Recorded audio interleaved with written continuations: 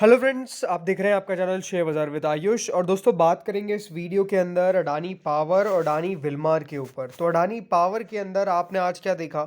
Stock जो है वो करीबन ₹2.5 नीचे बंद हुआ है, लेकिन एक बड़ी रिकवरी हमको देखने को मिली। बड़ी रिकवरी हम तब देख रहे हैं जब बाजार के अंदर आप क्या देख रहे हैं, लगातार गिरावट। बाजार लगातार नीचे आ रहे हैं, उसके बावजूद भी दोस्तों आज अडानी ग्रुप काफ़ी बढ़िया करता हुआ देखने को मिला। बाजार को डेफिनेटली हम कह सकते हैं कि बिल्कुल आउट परफॉर्मेंस करता हुआ नजर आया पूरा अडानी ग्रुप। और स्पेसिफिकली अडानी के कुछ स्टॉक्स में तो काफ़ी तेज़ी थी, जिसमें अडानी एंटरप्राइजेस भी एक नाम है। लेकिन डेफिनेटली जो इंपॉर्टेंट बात है, क्योंकि स्टॉक जो है वो लोअर सर्किट पे दोस्तों आज ट्रेड कर रहा था, और लोअर सर्किट पे ट्रेड करने के बावजूद दोस्तों स्टॉक के अंदर वो लोअर सर्किट टूटता है और शेयर मात्र 1% नीचे बंद होता है। तो ये अपने आप में एक बहुत पॉजिटिव साइन है। मतलब एक समय पे तो काफ़ी बढ़िया स्टॉक करने लग गया था, प्लस की जोन में आ चुका था, और ये लग रहा था कि यहाँ से कहीं अपर सर्किट ना लगा दे। बट डेफिनेटली वो तो नहीं हुआ, लेकिन ये ज़रूर है कि लोअर सर्किट पे भी स्टॉक बंद नहीं हुआ है। ये अगर अडानी विल्मार की बात करते हैं, तो अडानी विल्मार भी काफ़ी बढ़िया कर रहा था। अपर सर्किट ऑलमोस्ट लगा ही दिया था इसने, बट वही था कि मार्केट्स के अंदर जिस तरह की आपको बिकवाली देखने को मिल रही थी, उसका थोड़ा सा इम्पैक्ट ज़रूर देखने को मिला। इसलिए शेयर जो है उसका अपर सर्किट थोड़ा सा ब्रेक होता हुआ देखने को मिला, स्टॉक थोड़ा सा नीचे आया। बट अदरवाइज यहाँ पर भी आज एक बहुत बेहतरीन तेज़ी देखने को मिली। ज़रूर स्टॉक की अगर बात करते हैं तो पिछले 5 दिनों के अंदर वापस से 12% टूट चुका है, और एक गिरावट जो है वो यहाँ पर हावी बनना चालू हो गई थी। मतलब एक बढ़िया रिकवरी के बाद स्टॉक जो है वो फिर से नीचे आ रहा था, और वही था कि अपने लेवल्स को डेफिनेटली यहाँ पर रिस्पेक्ट करके स्टॉक के अंदर प्रॉफिट टेकिंग देखने को मिली। ट्रेडर्स अपना प्रॉफिट बुक कर रहे थे, और वहाँ से स्टॉक फिर से काफ़ी तेज़ी नीचे फिसलना चालू किया। बट आज से फिर रिकवरी आ गई, बट ये अपने आप में क्वेश्चनेबल है कि हाँ, रिकवरी कितने दिन तक सस्टेन कर पाएगी। देखिए, एक बात आपको समझनी पड़ेगी। सबसे इंपॉर्टेंट तो क्या है कि डेफिनेटली जो मार्केट का दोस्तों मूड माहौल है वो बहुत अच्छा नहीं है, ये आपको समझना पड़ेगा। और मैं क्यों कह रहा हूँ कि अच्छा नहीं है?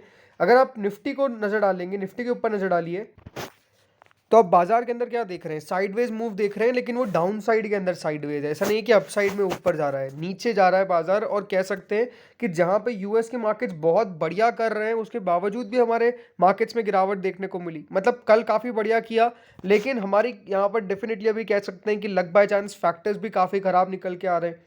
क्योंकि हो क्या रहा है ना, सबसे इंपॉर्टेंट तो आज निफ्टी 17,000 के बिलो बंद हुआ। एक बहुत बड़ा नेगेटिव ट्रिगर मिल चुका है। लेकिन उसका कारण क्या है? उसका कारण है दोस्तों फिर से बैंक्स का डूबना। अब जो नया नाम निकल के आ रहा है वो है क्रेडिट स्विस का। अब क्रेडिट स्विस का दोस्तों डूबना, ये बात मान के चलिए, मार्केट्स के लिए एक बहुत ही बड़ी नेगेटिव है। बिकॉज क्रेडिट स्विस को उनके टॉप शेयर होल्डर्स ने कह दिया कि भैया अब हमारा तो कोई भी आपसे लेना देना नहीं है, आप बच जाओ तो बहुत अच्छा, लेकिन आपको बचाने में हमारा योगदान जो है वो डेफिनेटली नहीं होने वाला है। और ये कौन है दोस्तों? क्रेडिट स्विस के टॉप शेयर होल्डर ने मना कर दिया है कि वो इनको बेल आउट नहीं करने वाले हैं। ये उनके द्वारा काफ़ी कहा गया था क्रेडिट स्विस को कि आप अपनी बुक्स को सही करिए, लेकिन क्रेडिट स्विस डेफिनेटली सही नहीं किया, और अब उसका उनको भुगतान करना पड़ रहा है। बट इंपॉर्टेंट क्या है कि अगर आज मैं बात करता हूँ क्रेडिट स्विस के स्टॉक की, देखिए उनके, अगेन आप सब सोचेंगे कि अडानी विल्मा अडानी पावर के स्टॉक में क्रेडिट स्विस के ऊपर क्यों हम बात कर रहे हैं। बट ये बात ध्यान रखिएगा, मार्केट चलता है हमेशा ग्लोबल फैक्टर्स के ऊपर, स्टॉक चलते हैं ग्लोबल फैक्टर के ऊपर। अगर बाजार में हर पूरी मंदी छाई होगी तो डेफिनेटली तेजी की एक्सपेक्टेशन करना थोड़ा सा गलत है। करंटली दोस्तों क्रेडिट स्विस का जो शेयर है वो आपको कितना परसेंट, 16.33% नीचे ट्रेड करता हुआ नजर आ रहा है।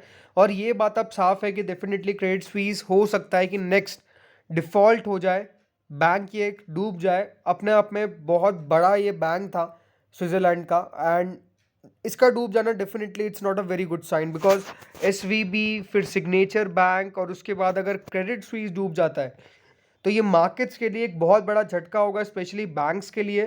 क्योंकि यहाँ पर हो क्या रहा है ना, कि चीज़ें फिर से अपने आप को रिपीट कर रही है, चीज़ें फिर से अपने आप को दिखा रही है कि कुछ अच्छा नहीं है। क्रेडिट स्विस का एट ऑल टाइम लो पे अभी ट्रेड करना, मतलब ये सिर्फ $2 का शेयर बचा है। एक समय पे कहाँ हुआ करता था, आज कहाँ पे, ये अपने आप में देखिए बताने वाली बात नहीं है। 90% शेयर टूट चुका है। ऑल टाइम्स की बात कर रहा हूँ, पिछला एक साल के अंदर जो स्टॉक है वो तो बहुत टूटा है। ये एक महीने में 30%, एक साल में 74%। तो डेफिनेटली ग्लोबल क्यूज के ऊपर तो अलग से बात करेंगे, लेकिन अगर आप अडानी विल्मार की बात करते तो यहाँ पर डेफिनेटली चीज़ें तो अच्छी वापस से हो सकती है। क्योंकि मुझे क्या लग रहा है ना कि अडानी ग्रुप के अंदर हो क्या रहा है कि स्टॉक फिर पहले चलते हैं, फिर वापस नीचे आते हैं, फिर वापस से एक अच्छी खासी तेज़ी बनती है, और फिर वापस से अच्छे खासे नीचे आते हैं। तो अभी जब भी रिकवरी देखने को मिली है तो वो डेफिनेटली ऐसा नहीं है कि एक दिन की हुई है, हमेशा वो 2-3 दिन की हुई है।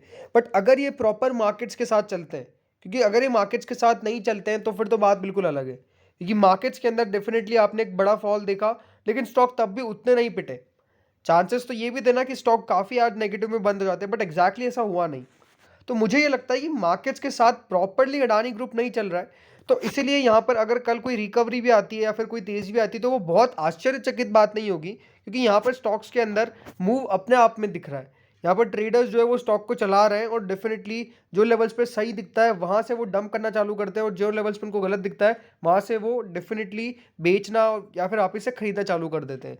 तो एग्जैक्टली भी ट्रेडर्स स्पेशल स्टॉक्स हो चुके हैं। मुझे लगता है कि जिनके पास भी है ऑलरेडी, एक ही बात करना चाहिए, या तो आप होल्ड करिए बिकॉज आपका विजन क्या है वो आपको पता होना चाहिए। ट्रेडिंग के लिए स्टॉक डेफिनेटली मुझे लगता है कि अभी बहुत ज़्यादा रिस्कियर है, बिकॉज किसी को नहीं पता कि कौन सा वो लेवल होगा जहाँ से स्टॉक गिरना चालू करेंगे।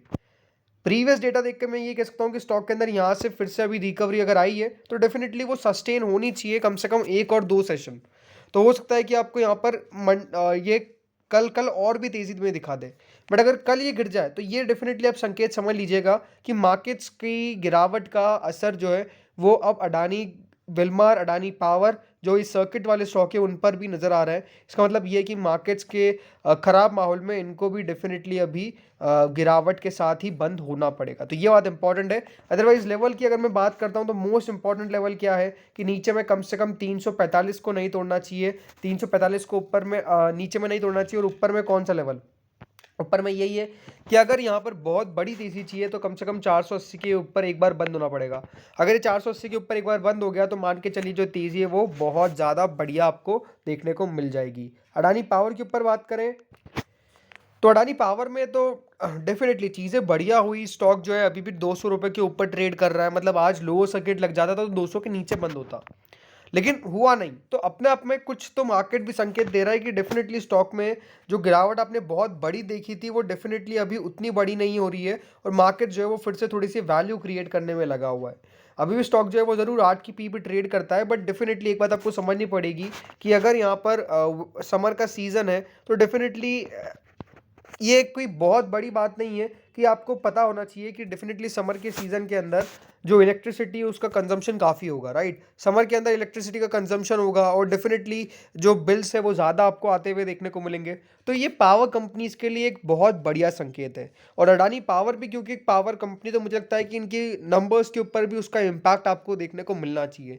तो एज एन अगर आप उस इफेक्ट से देखने जाएँ तो डेफिनेटली ये है कि आने वाले 1 से 2 महीने पावर स्पेसिफिक कंपनीज के लिए, एनर्जी कंजम्पशन कंपनीज के लिए काफ़ी बढ़िया रहने वाला है।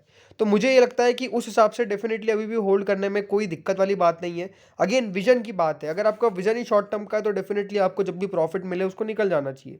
बट अगर आपका विजन थोड़ा सा लॉन्गर टर्म का है, कंपनी पे आपको विश्वास है, ये है कि नंबर स्पेसिफिकली Q3 के वेरी पुअर थे, काफ़ी ज़्यादा ख़राब थे। तो ये है कि अगर आप चाहे तो वेट कर सकते हैं for the Q4 numbers. Q4 numbers बहुत अच्छे निकल के आ गए या फिर अच्छे भी निकल के आ गए तो वापस से देखिए जो टेबल्स है वो टर्न हो जाएगी और काफ़ी बढ़िया स्टॉक करना चालू कर देगा। स्पेसिफिकली काफ़ी बड़ी गिरावट हो चुकी है तो मार्केट्स फिर से थोड़ा सा इसको रिकवर कर रहा है, क्योंकि एक महीने में वापस से 40% के रिटर्न्स आपको स्टॉक ने डिलीवर किए, राइट। तो वो दिख रहा है कि मार्केट्स के अंदर अभी डेफिनेटली जो बड़ी गिरावट हो गई थी उसको वापस से कंपनसेट करके स्टॉक फिर से रिकवरी वाले मोड में आ रहे हैं। बट ये किसी को नहीं पता कि कौन सा लेवल वो आखिरी होगा जिस समय तेज़ी करके फिर से नीचे आना चालू करेंगे। तो एग्जैक्टली वही बात है, बट अभी तो ठीक है, कोई दिक्कत नज़र नहीं आ रही है। तो इस वीडियो में इतना ही था। होप सो वीडियो बढ़िया लगा होगा। आपका क्या मानना है कमेंट्स में बताइएगा। Thank you friends for watching this.